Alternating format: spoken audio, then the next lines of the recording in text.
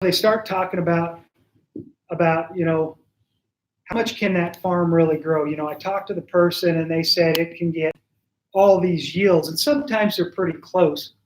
But the ones that get me are bank calls, and they've got a fairly new producer who's wanting to buy a piece of ground, and the producer's been a little on the optimistic side.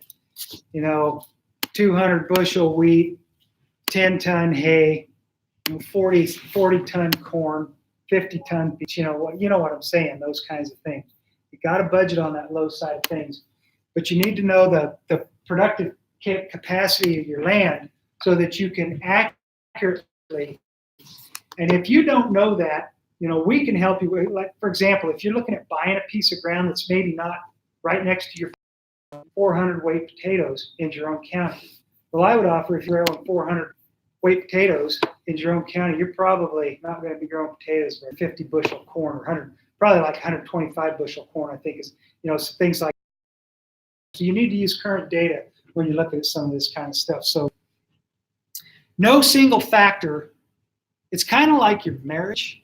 If something's not going good, it's probably not a single thing that's making things a little rocky, and you need to consider everything in general. With your farm, if you're not being profitable, it's likely not one thing, unless, you can say, gosh, we bought this farm and it's not near as productive as we thought it would be, and we've locked into this huge mortgage.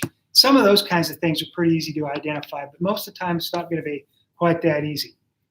Everything works together in profitability. Consider all your enterprises. Thus, you need to not only do your whole farm budgets, but your enterprise budgets, so you know how each one is affecting the profitability of your farm. If one of them's weighing you down, maybe you need to consider cutting that weight loose. Management of each of those factors is necessary for you to be profitable. And I understand it's easy to say this, but I like to say that you have to be profitable in the short run if you're going to survive in the long run. So sometimes, if you know you can be profitable, reach some of those long-term goals down the road. Does that make sense? And then finally, this little continuum here is kind of momentum. If you look at this, the inertia down here at the bottom here, that's just something. There's just kind of some action going on. No organization, it's just something's taking place. And as you get to be a better manager, now this might be you as a kid growing up on the farm and doing something for your dad. I mean, you're doing stuff, but you don't really know what you're doing. You're just doing what you're told to go do. I did this thing, okay, we did that, now go do this thing. But as you become a manager and you either move up in the family operation or you start to take over your own operation, you have to start moving up this continuum where, okay, so instead of being told what to do, you're starting to do some stuff. You've got some action, but you're not really sure why you're doing those things. That's that random action. But you got to start doing things right. That's making good decisions, whether it's tillage decisions, irrigation decisions, fertility decisions, variety selection decisions, expansion decisions, those kinds of things. You got to do things right, and then you've got to do the right things. Not just doing stuff. In amongst extension for the university, we're always told when it comes to evaluation, activity does not equal productivity. We need to be out doing things that are productive and that show impact for the university. For you, you need to be out doing things that are productive that show financial impact positively for your farms or ranches.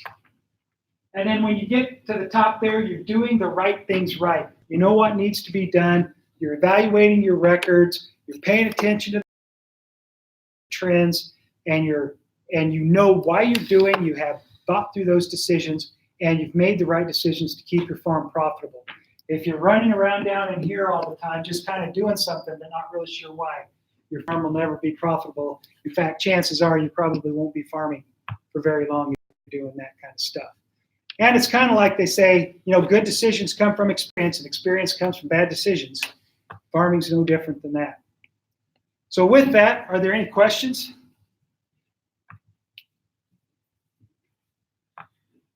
Okay, I think this little handout is a good one for you to refer back to once in a while. as you're kind of going over your records every year and you're looking at your profitability, are we looking at these 6 factors and paying attention? Okay, so the next part, we're just going to keep working on those finance statements. If you think you are finished with the finance statement, you are probably not. So we'll have Joel, myself, or Steve look at them, go through them with you, and just make sure we're still on track. And then we will reconvene to go over enterprise budgets, because we'll be diving into that after we finish those income statements. So, yeah, Joel. So we got 2 guys in the center here who have a problem in cash Discrepancy. in cash. Okay. And then I was gonna go work. Okay. So we need to find where the cash is. And they both have about the same amount of money, interestingly enough. I'm sure it's not the same reason, but it's just fascinating how Is close. one of them a positive and one of them a negative? No, they're both negative.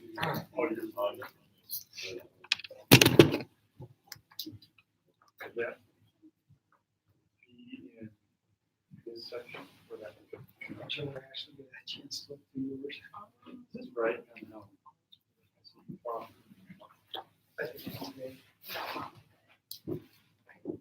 You got more lifetime. Let's see. You got Jerry. You got title view.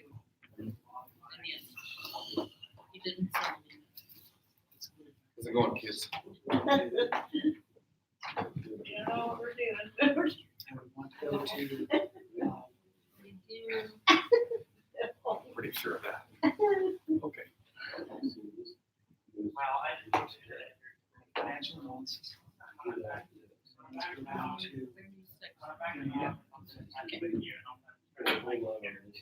So it says, You decided that wasn't. well, I haven't broke out more than what.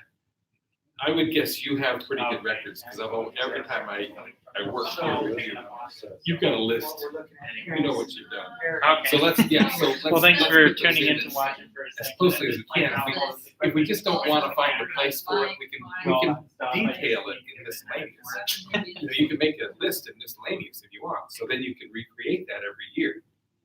Okay, so if it's something you normally do and there's not a place to put it, then just list it in miscellaneous, but detail it so you know where it came from.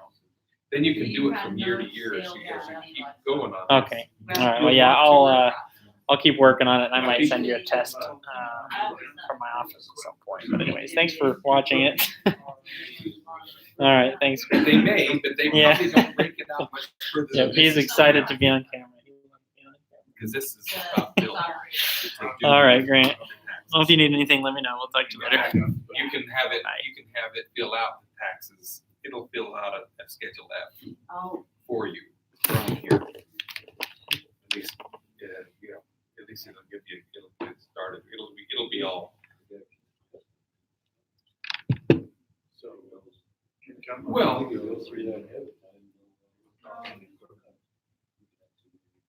figure out how you had. theoretically, if you know, if you're keeping track close enough, you ought to be able to work that in. And that's part of the cash flow when we get into that. That as you build a cash flow, if you need to buy equipment, So, we're gonna put that into the cash flow. And how does it affect the rest of your operation? We're gonna ask that question. or did And you it should just be put the able to tell us machinery that. price? To where it'll give us a projected balance sheet for next year. Right, so it's gonna project by what you do with this. Okay. That's where we're headed. It will actually project next And year's so- balance sheet You've depreciated only 1 year of those? from the cash into flow. that? So that should be, so, So we're not trying so where to did you do put it all? account depreciation. Oh. Where it is you have to depreciate. What's it your for? equipment all. Well, we did, We're we saying did we're freight, going to have straight line and then we had- depreciation. Okay, so- For this equipment that you Yeah, have so, will hopefully be around for 7 to 10 years. Okay. And so you've calculated that?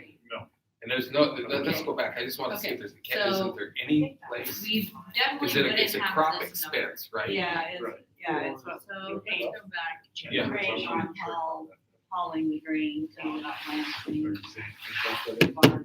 don't know.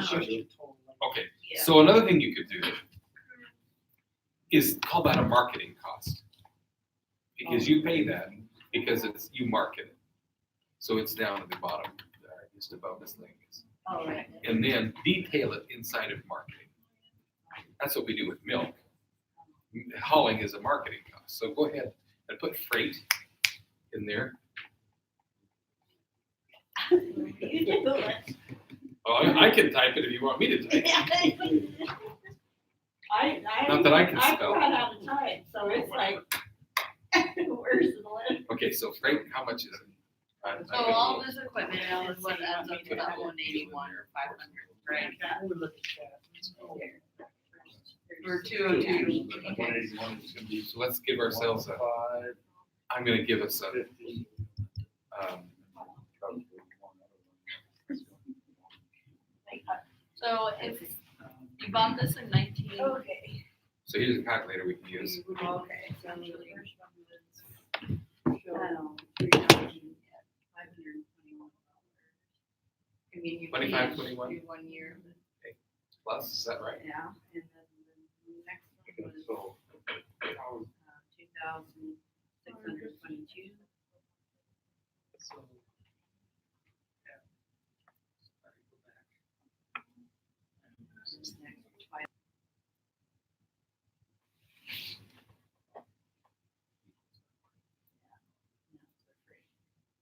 Okay, so we're gonna paste that into that freight amount, so it's just gonna put it in there automatically.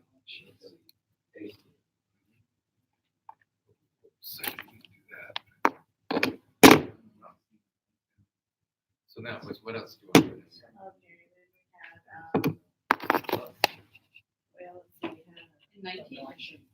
Why that should be a membership? start. I didn't know where that did. Well, that is a related operating expense. Because that doesn't just go to crops. Do you have anything else that's just specific to crops? Okay. Oh, that's all. What about taxes? That's related operating expense. That's not a direct crop. These Okay. are just direct crop My expenses. thing is when we look at And that marketing, that hauling fee is critical to the crops. I mean, you have to pay it, right?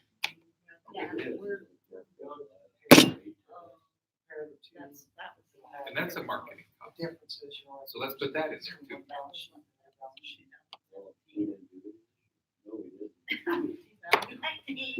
Yeah, you are. Thank you very much. Don't go back. Those that spend the money you didn't spend. Okay. You've already spent enough. Okay, whatever, let's see. So should we put those in as we go? How about supplies? Supplies for what? Out for the farm. Okay, again, that would be probably a related operating. But that's all right. We can put those in. Now, what do you mean by supplies? Well, it's, when we get like Food Valley code saying there's a cash. And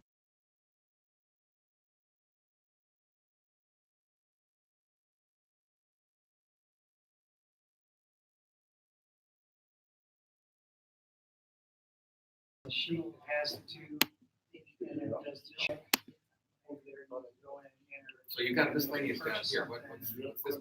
Yeah. Well, that's what we So had. that was just in the. We didn't know where to put all go. three. Okay, so let's, We added, yeah, we wanna take that out. so yeah, we're gonna, so let's close this. Beginning value, that one. Take that number out. I mean, this is the problem of just putting a number in there. You don't know what's there. In a week, you'll go back there, you're like, I have no idea what's in there. Okay, so let's be sure and detail it. So now let's put in some of those things. So what do you want to put in? Supplies. Yeah. But you just go ahead and list those out. Now diesel, that goes in the gas. Surely you put that in the fuel. The telephone. Where's that put in your cash? And that's a utility. Cell phone. That's a utility. So